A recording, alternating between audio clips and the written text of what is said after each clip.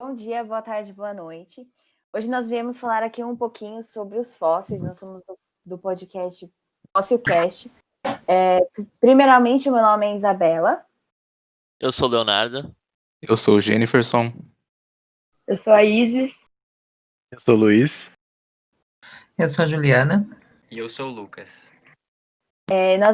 Nós somos estudantes da Universidade Federal do ABC. Estamos realizando um projeto para um trabalho de uma matéria chamada Evolução e Diversificação da Vida na Terra. E hoje o Léo vai começar um pouquinho a falar com a gente sobre o que é um fóssil. Então, para iniciar, o que são fósseis? Fósseis são restos ou vestígios preservados de animais, plantas ou outros seres vivos. Eles também podem ser apenas evidências das atividades biológicas desses animais. São preservados em diversos materiais, sendo o mais comum deles as rochas. Porém, eles também podem ser encontrados no sedimento, no gelo, no piche, na resina, no solo e até mesmo em cavernas. Eles podem ser moldes do corpo, partes do corpo, rastros, pegadas e outras coisas desses seres vivos. A palavra fóssil é derivada do latim e significa fósseis, e chama fósseis, e significa ser desenterrado. Além disso, a ciência que estuda os fósseis é a paleontologia. A fossilização ocorre quando a matéria orgânica dos organismos é decomposta de forma rápida em um local que ocorra sedimentação. Para ser considerado um fóssil, o resto ou vestígio do ser vivo, ele precisa ser datado há mais de 11 mil anos. Caso esse resto ou vestígio tiver menos de 100 mil anos, ele é classificado como subfósseis. Os dois principais tipos de fósseis são os somatofósseis e os iquinofósseis. Somatofósseis são partes integrantes do corpo do organismo passado. Geralmente são estruturas morfológicas mais resistentes, como os ossos, dentes, conchas, folhas, troncos, carapaças. E os tecidos moles também podem ser preservados, mas eles são mais difíceis, pois eles são desmanchados e decompostos depois que o organismo morre. Iquinofósseis são fósseis sobre o vestígio de atividade do organismo antigo. Em sua maioria, está relacionado à interação do organismo com o meio, como sua locomoção, reprodução, habitação e alimentação.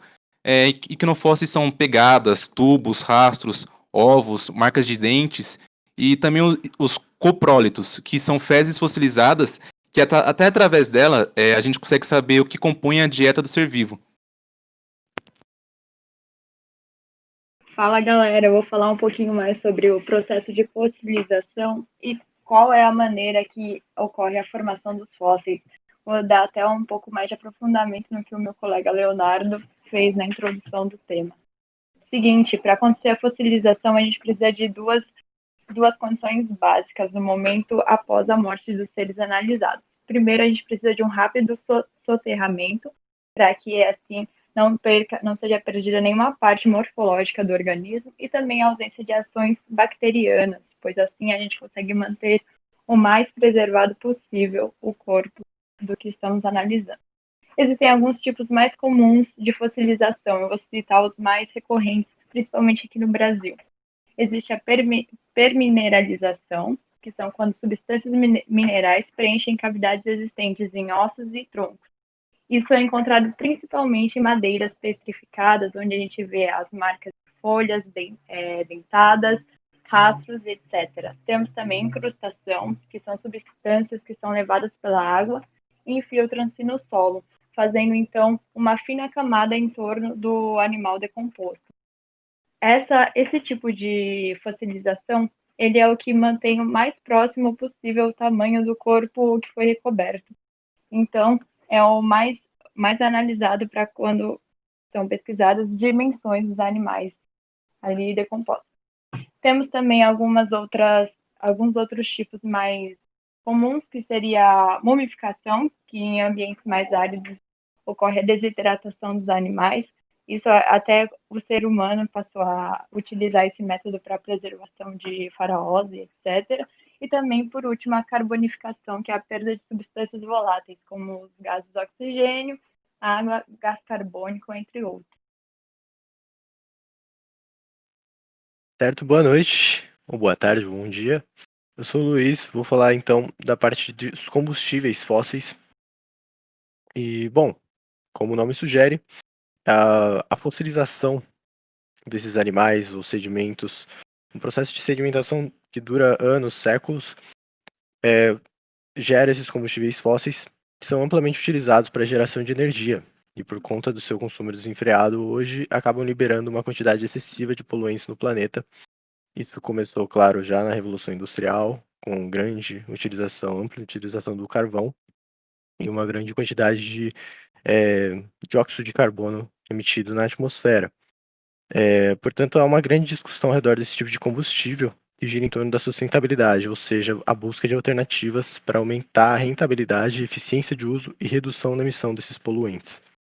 Nesse sentido, é importante enfatizar que o Brasil é o país que possui a maior produção de combustíveis renováveis do mundo, com 46,1% de sua produção vinda de fontes renováveis, ou seja, significa que o Brasil é um dos países mais limpos em relação à produção de energia. Então, enquanto outros países do mundo não chegam a 20%, 16%, ou seja, a matriz energética no Brasil é mais limpa se considerada em comparação ao redor do mundo. Isso porque nós temos uma grande variedade de recursos, principalmente em relação à água. Então, a nossa matriz energética é muito composta por hidrelétricas, e isso faz com que a água passe por geradores, então ela pode ser reutilizada e ali vai gerar uma energia elétrica que vai abastecer o país inteiro de uma forma sem emitir muito carbono. Então é algo para se pensar, mas é muito discutido e leva muito tempo, não é tão fácil de se solucionar esse problema da sustentabilidade em relação aos combustíveis fósseis no mundo. Então, o pessoal falou a respeito de fósseis, os tipos de fósseis, e é interessante a gente descobrir como se data o tempo desses fósseis, né? A principal forma de descobrir a data da morte desses fósseis é pela datação do carbono, que é um dos métodos mais utilizados para datar fósseis que não sejam tão antigos, que chegam no máximo a 60 mil anos. Na verdade, ela é uma espécie de cápsula do tempo que só é possível porque a gente obtém conhecimento sobre radiação e decaimento radioativo. E a gente vai incluir o carbono 14. O que é o carbono 14? É um isótopo radioativo instável. E como se chega até esses fósseis, o carbono 14? Então, a Terra ela é bombardeada não só pela luz do Sol, mas por raios cósmicos que vêm do próprio Sol e do universo.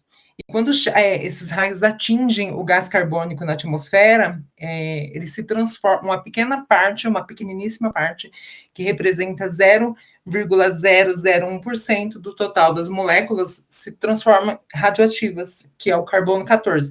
E como as plantas absorvem esse gás carbônico fazendo a fotossíntese, e nós comemos as plantas, e se comem animais que comem as plantas, então pode-se dizer que todos os seres vivos têm um pouco do carbono 14. E após a morte dos animais, o carbono normal, que não tem radioatividade, fica igual. Mas o carbono 14 continua com a radioatividade, que vai diminuindo com o tempo. Ele tem uma vida útil da metade da vida útil do carbono é de 5 mil anos, 730, e o carbono perde 50% da sua radiação.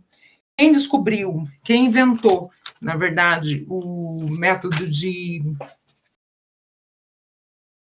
datação por carbono foi um cientista norte-americano chamado Hilary Billy, em 1947. Ele é prêmio Nobel em Química, e ele descobriu. Só que, assim, como já falado no começo, a datação de carbono não é a mais precisa para fósseis extremamente antigos. A principal usada é o potássio 40, que tem meia-vida de 1,5 bilhões de anos. E é comum ser usada principalmente em rochas e minerais. E foi usada na descoberta de um escorpião de 443 milhões de anos, considerado um dos fósseis mais antigos já descobertos. Bom, uma pergunta muito comum quando se trata de fósseis é como que eles ainda são encontrados praticamente intactos após muitos e muitos anos. Geralmente, as estruturas que ficam preservadas são aquelas que são mais resistentes do animal, são as partes mais duras, como os dentes, os ossos ou até mesmo as conchas. E as partes mais moles, como vísceras, peles e vasos sanguíneos, vão se preservar com muito mais dificuldade. Ocorrem casos raros em que tanto as partes duras quanto as partes moles ficam preservadas, como é no caso de mamutes que já foram encontrados praticamente intactos no gelo, ou então alguns insetos que se fossilizaram em âmbar. Dos restos de animais passíveis de preservação, você tem estruturas de óxido de silício nas espículas das esponjas, carbonato de cálcio nas conchas de moluscos e corais, a quitina, que forma o esqueleto dos insetos, e a celulose, que pode ser encontrada na madeira. Quando um cientista ele faz os estudos, ele encontra uma área que é possível de existir fósseis, e caso encontre aí esses vestígios, ele vai ter que retirar a rocha que está por cima desses fósseis, né? E ele tem que tomar muito cuidado para não danificar, porque é uma peça muito frágil. Só que durante esse processo acontecem de quebrar algum osso e tudo mais. Dificilmente eles vão encontrar uma ossada totalmente preservada.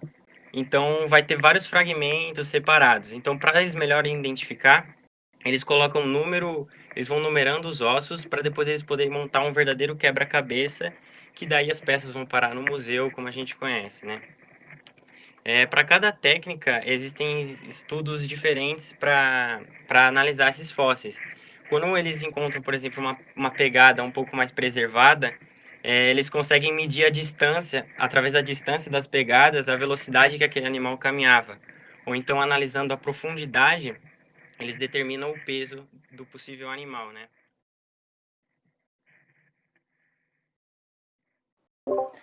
Bom, gente, como já os meus colegas já disseram anteriormente, hoje eu vim aqui informar a vocês algumas descobertas realizadas pelos fósseis.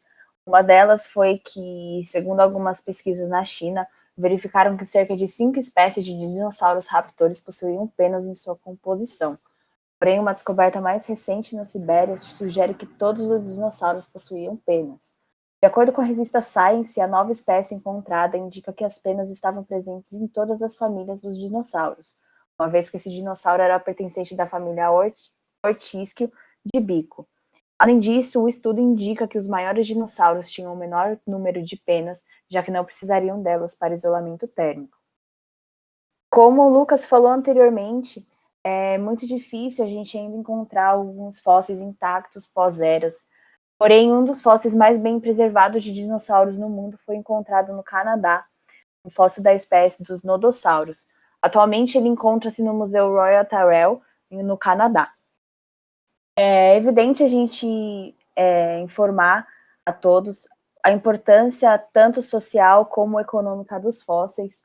Os fósseis eles são muito importantes para a gente entender a evolução da nossa espécie como tal, não só da nossa espécie humana, como de todas as espécies que a gente possui no planeta Terra, como a gente também descobrir as eras da Terra. Os fósseis eles têm uma importância muito grande, tanto na economia, quanto o Luiz identificou para a gente, sobre os combustíveis fósseis e a rentabilidade sustentável. Então é evidente a gente mostrar aqui nesse podcast, nesse Fossilcast de hoje, a importância tanto econômica quanto social de um fóssil. Muito obrigada pela atenção de todos nesse podcast. Até logo.